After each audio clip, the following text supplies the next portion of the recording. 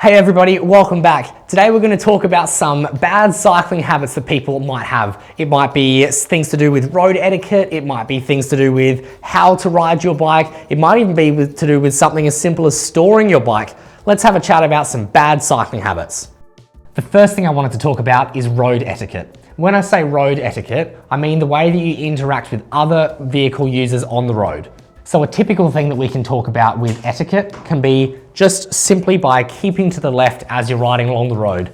I understand that there's bike lanes in a lot of places, which is excellent. Obviously staying in that bike lane is great, but it's also worth noting that there's obviously other motor vehicle users on the road as well, whether it's cars, motorbikes, other push bikes, all this sort of thing.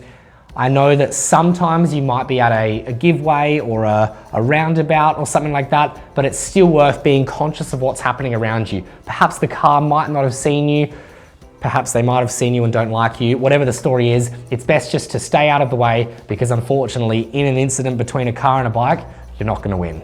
We can also talk about something simple as following the road rules. Obviously, with a bicycle, you don't have a registration plate, so some people think, I can do whatever I want. Please don't do that because you make the rest of us cyclists look bad. Things like if you run a red light, that's a bad thing to do. Not only can it be dangerous for yourself and other road users, but it also just makes cyclists look bad. Other things like you might cut a car off, or in the heat of the moment, you might say something that you don't mean. Please keep your cool, respect other road users. Remember, all of the other people that are on the road are also going about their day, whether they're getting to work or enjoying a leisurely drive on a Sunday. Just have some road etiquette, be polite, be nice to everyone. I don't know how else to say that. Be nice to everyone.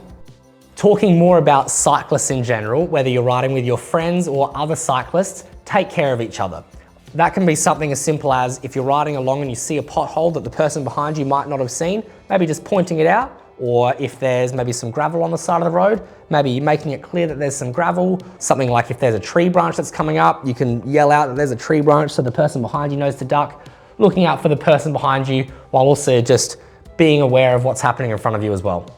Another bad habit that we might have is that the seat height might be too high on your bike. One way that we can tell if the seat is too high is if your pelvis is rocking from side to side. It means that your legs are reaching all the way to the bottom of each pedal stroke rather than just getting the perfect efficiency from each stroke. That will in turn hurt your hip flexors, and it might even stretch out some of the legs in your muscles more than they need to be. Another bad habit that I often have is I sometimes don't bring enough food on my bike ride. If I'm going for a long bike ride, for example, here in Adelaide, I might go all the way down to Wollonga and then come back. It's a 150-kilometer day. That's hours and hours and hours on the bike.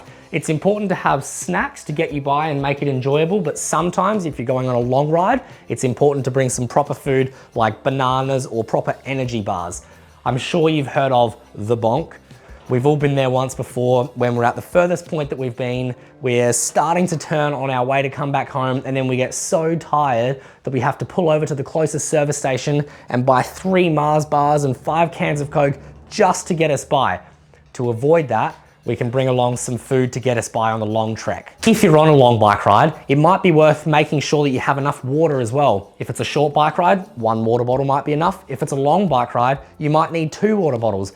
Better still, you might even organize your route to go past a water tap so you can refill when you're out there. I had a sports scientist friend of mine once upon a time that said you should be having a sip of water every 15 minutes. So if it's been about half an hour and you haven't had a drink yet, you're probably going to get sore and tired, and you might even begin to cramp in your legs as well. So definitely hydrate. Sometimes you might even want to put some electrolytes in the water. You can use them in the form of a powder, or you can put them in as tablets, or even sometimes in your energy gel, there might be electrolytes in there. Electrolytes are going to help you go further and not get as tired as quickly as well. In a previous video, we spoke about techniques and learning different tricks for when you're riding your bike. Things like understanding how to control your bike, how to navigate tight corners, how to corner, how to brake, things like that. Some people can get overconfident and forget to practice and to train on their bike as well. I suppose that's potentially a bad habit that some people can have, that they don't keep training and practicing each of these things as well. So you can never practice on your bike enough, is what we're really saying. Another bad habit might be that you've bought the bike and you don't even use it. It might end up sitting in your shed, you're not getting the full value out of the bike, you might have forgotten how to ride the bike properly as well. Your skills might drop off, your fitness could drop off as well, and then you might try and surprise your body by going for a long bike ride and your body's not ready for it. If it's ever getting to the point that cycling isn't that much fun for you, it means you've probably got the wrong bike. It might be worth trying a different discipline, whether you want to move across to mountain biking, riding in through the trees, or whether it's gravel riding and having your tent on the back and going missing for a couple of days.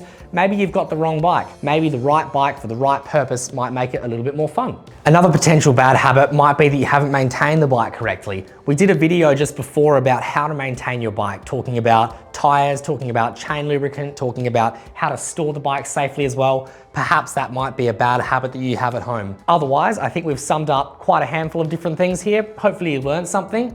If you would like to learn any more, feel free to pop into the shop here or send us a message or even a comment below, and we'd be more than happy to help out. Thanks for watching. See ya.